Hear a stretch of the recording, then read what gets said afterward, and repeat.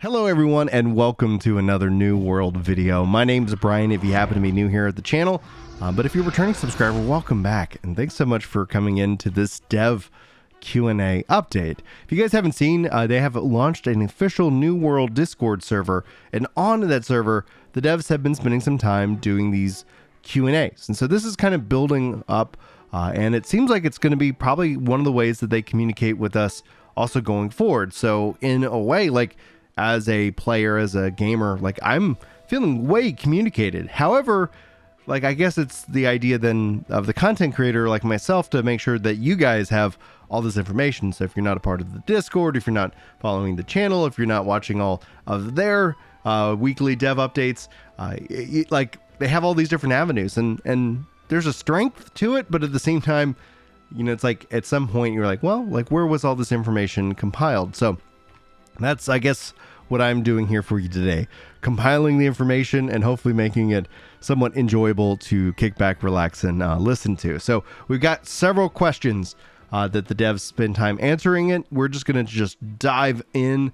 I'll jump in if I have any additional thoughts to add from the response. There's a little bit of me also live reacting to their answers, so it should hopefully be fun. Let me know how you guys feel about this format, especially because this is kind of the doing something a little bit different, so we'll have some fun with it. Anyway, I'm not here to waste your time.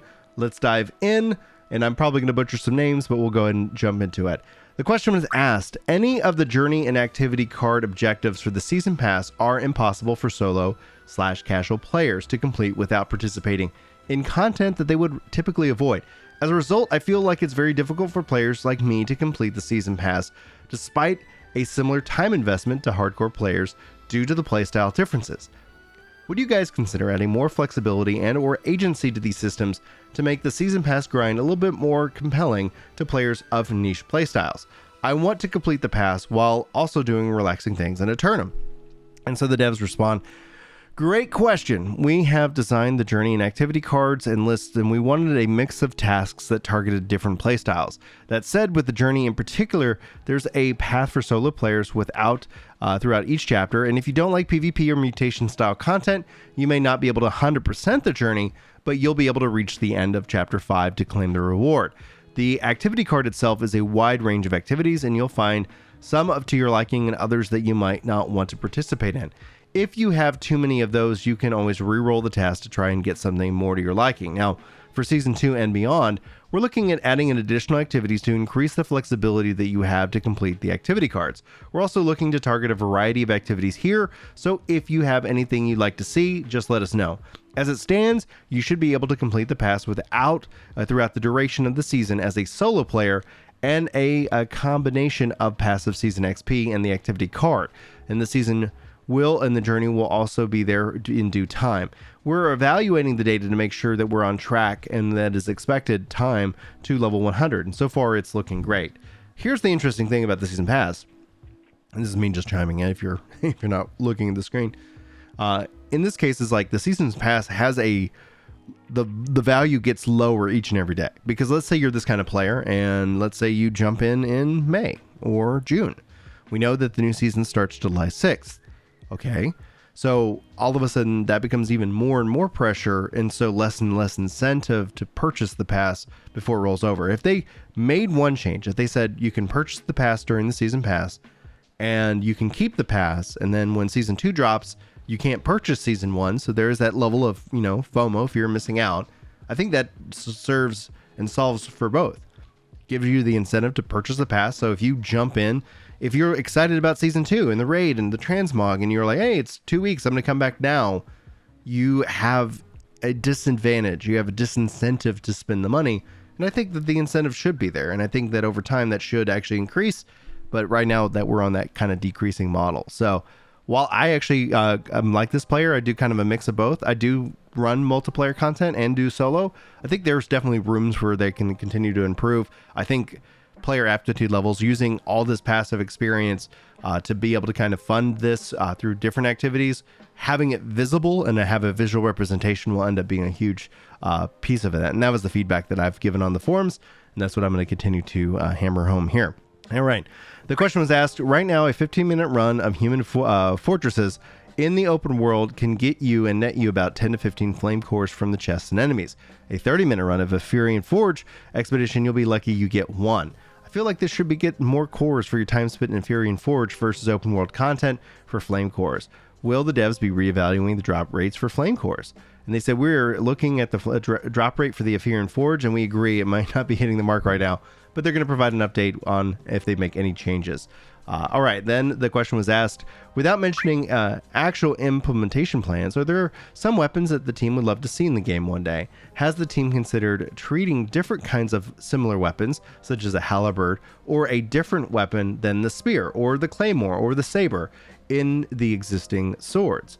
And they say, totally my preference, not something I've shared with the team or discussed with anyone, but I'd love to see what a bow staff would look like within our gameplay and on a turnum. I'm a big fan of the warrior monk style archetype. Now, guys, that's not them confirming this coming, but just them being honest, and I think that's important to be able to have those conversations. So the question, when we get a player gets a piece of furniture or a furnishing schematic as a reward from either an elite chest or a large chest, there's no indication that the player has gotten lucky or has been rewarded with something really rare, or whether they have acquired is salvageable junk. As a side effect of that, the player is denied the burst of excitement and enjoyment that usually follows getting an extremely rare or hard to acquire drop. And they simply don't know if they got a good reward or not. If the player sees a green drop like a curved grassy rug or a wooden tall torch, they might not know that the odds of them even hitting the loot table that contains the rug, for example, are about 1 in 220,000. Are there any plans to change the rarity or indication of the rare furniture? We've had initial discussions about improving this experience, but we don't have an ETA when this would change. We would like to make it for the players. Getting a goldfish, golden steel schematic should be an exciting moment, and we want to make sure that the player who might be less informed and be aware of what they got. I think that would be a massive improvement because it's weird. Like if it's green, if it's blue, like it should be exciting. Same thing within fishing. I'm not gonna lie. Like that would be. I would love to see also more rarity of fish, and that's just kind of me chiming in. Like I feel like we have blue and then we go right to like legendary. It's like, where's the epic fish? Come on, guys. Danny asks, we've been waiting for a long time to get the enemy colors and they don't look good. We've all need to rework this feature. For example, adding a red hue to the current animations instead of these weird bubbles. We'd appreciate, so they say, we appreciate the feedback. We caught this on the live streams. In fact, while we currently do not have plans to rework this, we are dialing down the brightness to keep it in mind of ways improving their readability moving forward. And they have a survey actually on the system right now, which you guys can go give some feedback on. So be sure to go chime in when you log into the game and fill in the answers on that survey. All right, the next Fingo asks, are there going to be any transfers from fresh start servers or merges? My server is so low population I can't find people to play with. And that's the thing with the fresh start servers, guys. Like this is me. Like without cross server play, like I was always really concerned about those servers specifically and for exactly what's happening right now. So they say, the devs say, definitely understand that it can be hard to find folks to play with on some of the underpopulated worlds, but relief is coming soon. We're in the final stages of preparing our next batch of world merges. There are some recent tech changes on the back end that we need to rectify and update, and we just have about finished with that. We expect to announce merge details within the next several days. Transfers out of fresh start worlds should be happening soon as well. Details will be shared in the next several days as well. That makes complete sense. Locking people onto those servers just it was not feasible for the future. All right. viikiingo says, do you have an ETA on the fix for the 450 plus latency affecting huge amounts of players from different countries here in the South American servers? They say they are not aware of a global or root problem affecting latency from large number of players, South America in this case. In all likelihood, there's a problematic network route which may be preferred routing in particular ISP or groups of ISPs on the back end if needed. If you're experiencing regular high latency, I advise reaching out to the support team or additional route tracing network troubleshooting.